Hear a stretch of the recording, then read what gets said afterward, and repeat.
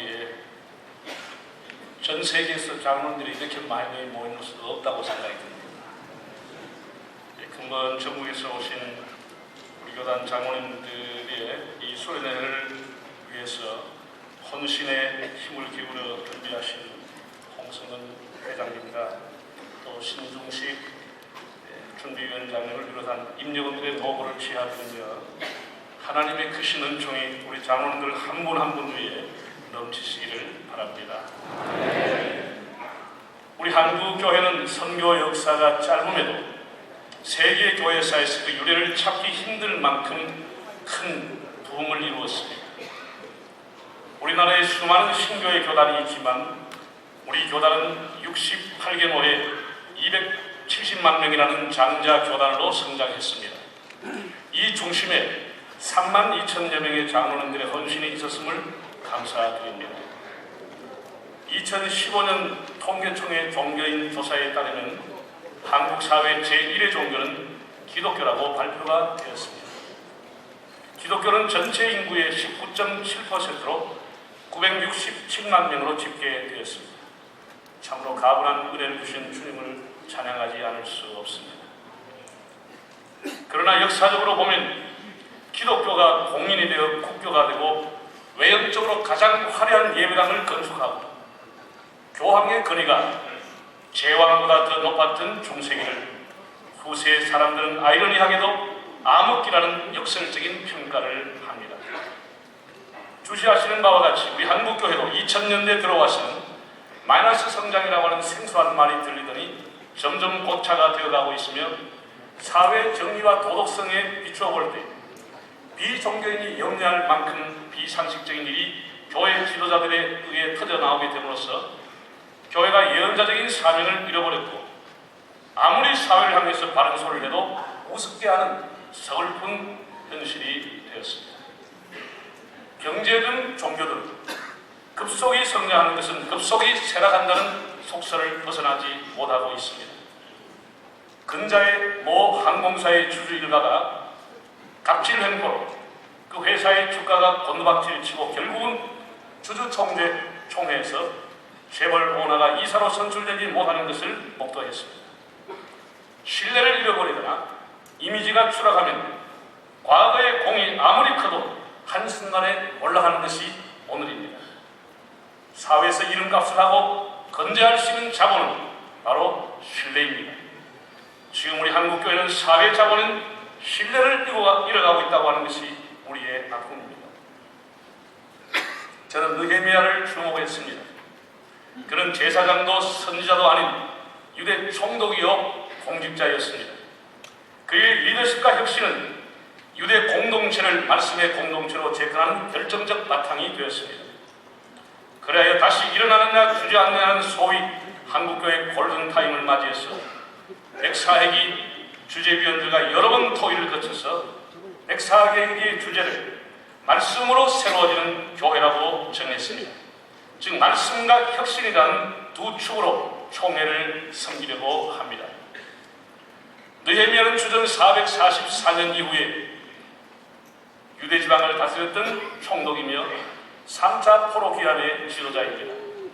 그는 조부 때 유대 왕국이 패망해서 바벨론으로 끌려왔고 이민 3세로 태어났으며 페르시아 제국의 아닥사스다 1세 때 왕실에서 술 맡은 관원으로 왕의 총애를 받는 문고리 권력을 갖고 있었습니다. 그러나 예루살렘이 황폐하다는 소식을 듣고는 모든 기득권과 특권을 내려놓고 조국 유대로 돌아가서 다윗의 왕국을 꿈을 갖게 되었습니다. 이 시간 느헤미야의 리더십을 살펴보면서 하나님 주신 은혜를 받고자 합니다. 세 가지를 말씀을 드리겠습니다. 첫째는 기도하는 리더십입니다. 1장 4절을 보면 예루살렘 성은 허물어지고 성문들은 불탔다 하는지라 내가 이 말을 듣고 앉아서 울고 수일 동안 슬퍼하며 하늘의 하나님 앞에 금식하며 기도하여 라고 했습니다. 일반 사회적인 리더와 영적 리더의 차이는 기도에서 나타납니다. 느헤미야는 1장에서 13장까지 기도로 준비하고 기도로 계획하고 기도로 추진하고 기도로 마무리를 합니다. 시작부터 끝까지 기도하는 사람입니다. 기도의 차이가 믿음의 차이요, 기도의 깊이가 믿음의 깊이입니다. 그는 예루살렘 형편을 듣고 애통하며 금식했다고 했습니다. 예루살렘에서 무려 2000km나 떨어진 수산궁에 있으면서도, 그것도 이민 산서로 출세가도를 달리고 있으면서도 나와 나의 아비 집이 범죄하였나이다며 애통하였습니다. 그의 역사의식과 신앙관이 예사롭지 않습니다. 사랑하는 여러분, 언론과 방송을 통해서 들려오는 한국교회의 형편을 듣고 애통하시는지요?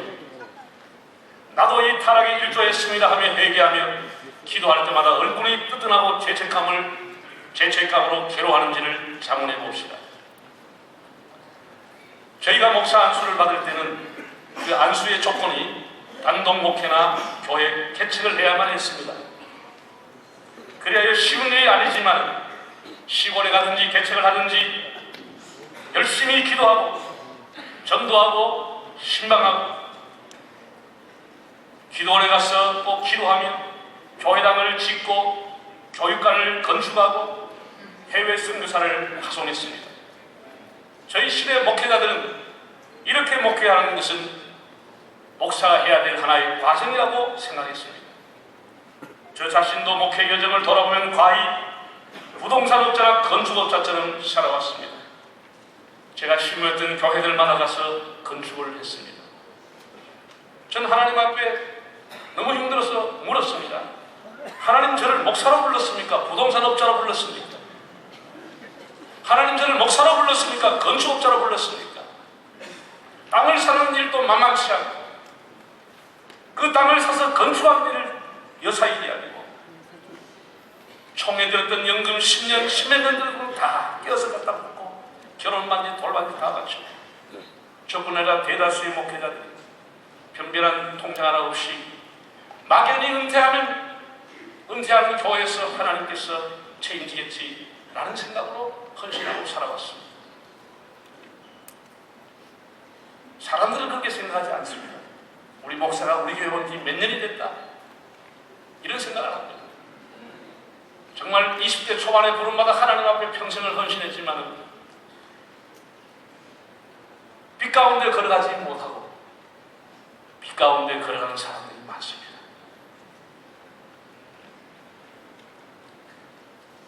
건축은 당시로서는 선택의 여지가 없는 절박한 문제예요. 목회자나 성도가 모두 힘든 일이었지만 장로님들은 집을 팔고 전세로 가면서 온 성도와 함께 청춘과 눈물을 바친 결과 오늘의 1000만 명의 기독교 시대를 열었습니다. 그때는 번영신학이니 성공신학이니 이런 단어조차 몰랐습니다. 그저 교회 부흥이 꿈이었던 시대를 잊고 목양일령으로 열심히 교회를 섬겼을 뿐입니다. 그러나 지금 한국교회를 향해 들려오는 소리는 너무나 냉정하고 아픕니다. 물론 한국교회와 목회자들의 변화를 바라는 마음이겠지만 정체불명의 자료로 공격하고 목회자의 위상을 짓밟고 지나친 혹평으로 인터넷 기사나 신문 기사를 도배하고 심지어 성도들을 개독교인이라고 평가절하는 소리를 들으면 가슴이 아려옵니다. 가난한 교인의 증가, 영성의 쇠퇴, 이단과 동성애 등 세속 문화와의 공격은 목회자의 일탈 때문이요 자업자득이의 변명의 여지가 없지만 그럼에도 바르게 무릎 꿇지 않은 7,000명이 남겨있듯이 악조건 속에서도 생계를 위해 살지 않고 사명을 위해 사는 분들이 수없이 많이 있고 수십 년 목회를 내로 집안채 소유하지 못한 채 그리스도의 종으로 자족하며 살아가는 분들이 대다수인데도 도매금으로 불의한 사람을 취급을 당할 때는 상심이 되기도 합니다. 그러나 느헤미야가 고국에서 들려오는 소식을 듣고 애통하듯이 지금 우리는 한국교회를 보고 애통하며 기도하지 않을 수가 없습니다. 저는 우리 조국이 기술대국, 군사대국, 경제대국이 되기보다는 기도의 대국이 되기를 소원합니다. 기도가 힘이요, 기도가 국방이요, 기도가 이 나라의 튼튼한 안보입니다. 하나님은 기도하는 민족과 함께 하십니다. 6.25 남침으로 석 달 만에 부산을 제외하고는 거의가 다 적의 수준에 들어가고 한반도가 공산적화된 무렵에 피난민들과 지도자들이 부산에서 날마다 기도하였고 대통령도 기도하였고 그동안 기도한 동안 유엔이 파병을 결의하고 기도한 동안 인천 상륙작전이 성공해서 석 달 만에 구입할 서울을 수복한 것입니다.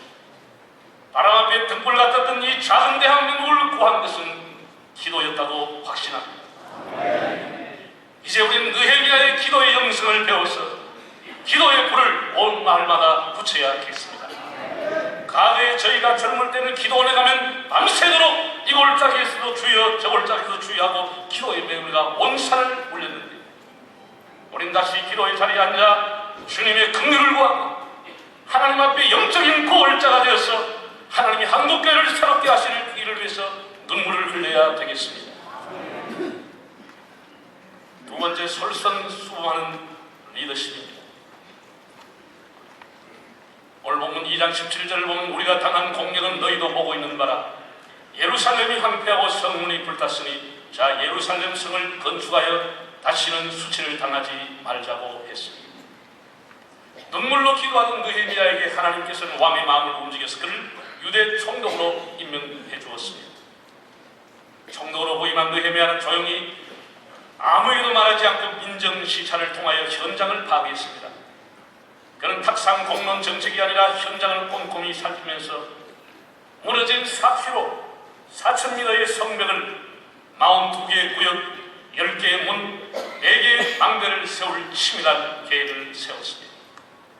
그리고 다음날 모든 지도자들을 불러서 우리가 예루살렘 성이 황폐한데 이 성을 세워서 더 이상 세상으로부터 수치를 당하지 말자고 동기를 부여했습니다.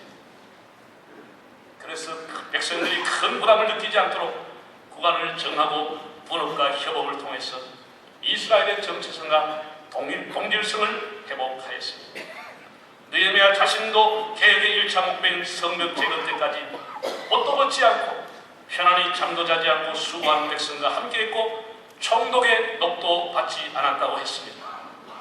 그는 이전에 강남놀이처럼 백성을 납작하는 내모를 박아 챙기지도 아니하고 청렴한 공직자 상과 높은 윤리의식으로 스스로의 특권을 버렸습니다. 그렇습니다. 오늘의 교회 지도자들이 주장하는 자세를 버리고 양무리의 본이 되고 주님의 섬김의 정신으로 교회와 성도를 섬겨야 합니다.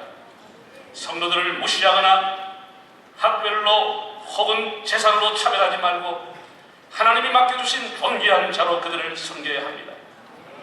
영성생활뿐 아니라 탐욕과 이기심을 버리고 교회를 독단적으로 운영하지 않고 교회 행정과 재정을 투명하게 해서 더 이상 교회가 세상으로부터 조롱을 받지 않게 해야 합니다.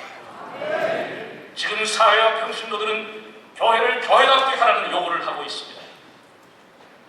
여러분, 우리의 기도의 제목이요 소망은 교회입니다. 목사와 장로의 삶을 짜고 짜면 교회가 나옵니다. 우리는 필연적으로 교회를 사랑할 수밖에 없는 사람들입니다. 참으로 교회를 교회답게 세울 수만 있다면 그것으로 족하는 것입니다. 현역 목사와 현역 장로의 옷을 벗기 전에 교회를 교회답게 세워야 합니다. 교회가 물론 목적은 아닙니다. 교회 왕국을 세워서도 안 됩니다. 우리가 은퇴한 후에는 주님의 이름만 남는 교회를 세워야 합니다. 교회를 통하여 그리스도를 알게 하고 그리스도의 빛을 나타내고 그리스도의 정신으로 살아가는 제자를 키우는 것이 우리의 비전입니다. 백검긴군은 눈 덮인 들판을 걸어갈 때 함부로 걷지 마라. 오늘 내가 걸어간 발자국은 뒤 사람의 이정표가 되느니라는 말을 좌우명으로 삼았다고 합니다. 이제 우리는 주님의 발자취를 따라가면서 우리의 걸음이 길 위에서 이탈되고 있지는 않는지, 후배들이 이 길을 따라와도 좋은지 성찰하면 십자가의 도로 갑시다. 그리하여 가고 싶은 교회, 다시 드리고 싶은 예배, 함께 사역하고 싶은 공동체, 다시 듣고 싶은 설교, 그래서 존중받는 목회와 신뢰받는 교회, 존경받는 장로님들로 우리의 소명을 이룹시다. 우리가 이렇게 살아간다면 교회를 떠났던 많은 가난한 성도들이 다시 교회로 찾아올 것입니다. 느헤미야의 솔선수범의 영성으로 성도들의 덕과 본이 됩시다. 세 번째, 혁신하는 리더십입니다. 8장 9절을 읽어보면 백성이 율법의 말씀을 듣고 다 우는지라 고 했습니다. 느헤미야는 성전이 성전의 기능을 하고 유대인이 안전한 생활을 하려면 먼저 성벽을 튼튼히 쌓아야겠다는 생각을 했습니다. 성벽이 무너져 있으니 이방인들이 수시로 떠나면서 이방 문화를 퍼뜨리고 그러다가 성전까지 훼손할 수 있기에 그는 힘을 다해서 52일 만에 성벽을 재건했습니다. 그래야 142년 동안에 방치했던 예루살렘 성벽을 중수하게 되었습니다. 그러면서 내부적으로 이스라엘 동질성 회복을 위해서 관행과 제도를 혁신했습니다. 높은 이자 때문에 고통당하여 울부짖는 가난한 사람들의 신음 소리를 듣고 우리가 이자를 받지 말자, 우리의 형제들에게 이자를 받지 말자며 빈부격차를 해소하기 위해서 사회 혁신을 시도했습니다. 그리고 최종 목표인 말씀으로 새롭게 되는 혁신을 에스라와 함께 시도했습니다. 놀라운 일이 일어났습니다. 백성들은 수문 앞 광장에 모여서 하나님의 말씀이 선포될 때 다 일어서고 다 울면서 하나님을 엎드려 경배했다고 했습니다. 다음 날 또 자발적으로 모여서 초막절 절기를 한 주간 동안 지키며 말씀의 사경회를 열었습니다. 이렇게 느헤미야는 성벽의 재건, 사회 제도와 간행의 혁신, 행정적인 혁신에 이어 이스라엘을 말씀의 공동체로 거듭나게 해서 역사의 물꼬를 바꾸었습니다. 그야말로 말씀으로 혁신으로 이스라엘을 탈바꿈시켰습니다. 존경하는 장로님, 혁신을 두려워하지 맙시다. 주님은 자기 목숨을 잃는 자는 이를, 얻는 자는 잃을 것이요 나를 위하여 자기 목숨을 잃는 자는 얻으리라고 말씀했습니다. 충무공 이순신은 남중일기에서 필사 즉 생이요 필생 즉 사라고 했습니다. 교회 지도자들인 우리들이 스스로 기득권과 결별하고 우리 스스로를 낮추면 하나님은 반드시 한국교회를 다시 일으켜 주십니다. 저는 백사의 총대들의 동의를 얻어서 향후 우리 교단의 혁신 방안을 담게 될 교단 발전 미래 백서를 발간하기 위해서 권역별 공청회를 여는 것을 백사회계의 가장 중요한 사역으로 할 계획입니다. 공청회 의제는 여러 가지가 올라가게 될 것 같습니다. 예컨대 우리 총회는 270만 성도의 대표로 목사, 장로 1,500명의 총대가 매년 가을에 모입니다. 그러니까 총대 한 명당 성도 1,800명을 대표합니다. 1,800명을 대표해서 총대 한 사람이 뽑힙니다. 그러나 작년 총대 평균 연령을 제가 조사해봤더니 평균 62.3세였습니다. 그것도 98%가 남성이었습니다. 우리 총회가 새로워지려고 하면 총대 구성이 다양해야 합니다.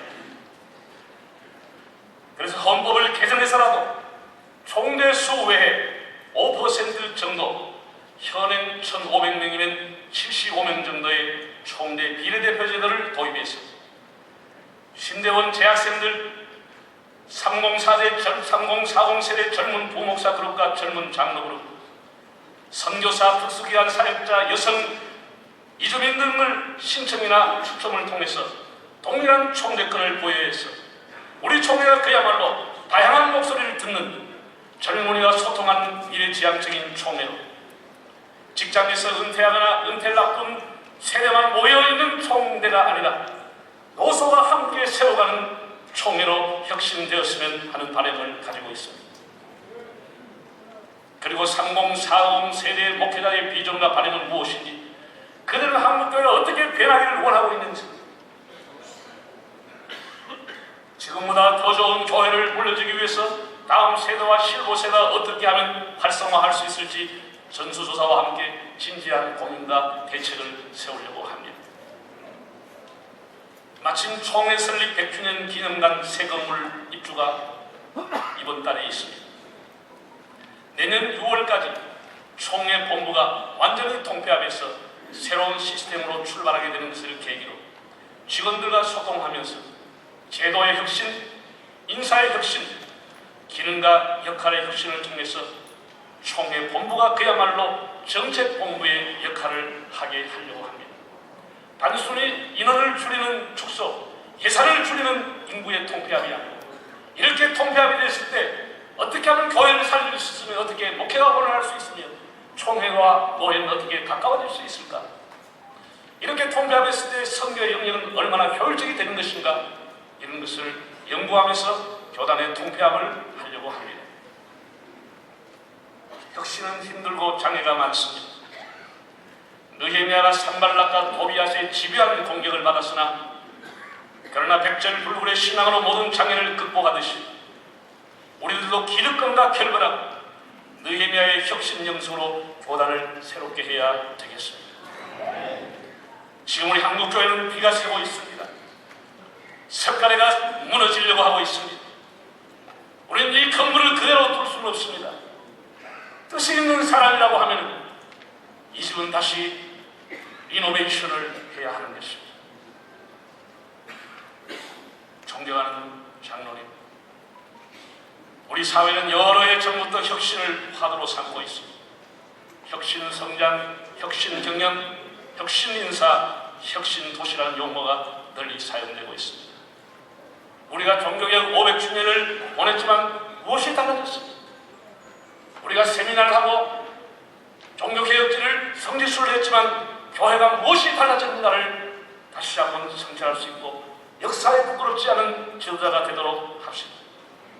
다시 말씀으로, 다시 초심으로, 다시 사명으로 돌아갑시다. 혁신은 쉽지 않습니다. 사람들은 개혁하는 것을 보고 박수를 치지만 막상 그 개혁의 칼이 자신의 기득권을 향하면 조직적으로 저항하고 폐기시키려고 하기 때문에 결국 개혁의 기치는 사라지고 용두사비로 끝나는 것을 보게 됩니다. 우리는 결심해서 느헤미야의 기도의 리더십, 솔선수범의 리더십, 혁신의 리더십으로 교회를 교회답게, 총회를 총회답게 세워서 교회 본질을 되찾고 한국교회가 존재함 그 자체가 건의가 되고 거룩한 그 자체가 힘이 되는 교회, 조국의 평화 통일을 위하여 디딤돌이 되는 교회, 혼란한 세대의 민족의 등대가 되는 교회, 이 일을 위하여 우리 장로님들의 적극적인 동참, 교단의 리노베이션의 선교자가 되시고 동력자가 되어주시기를 간절히 기대합니다. 기도하겠습니다.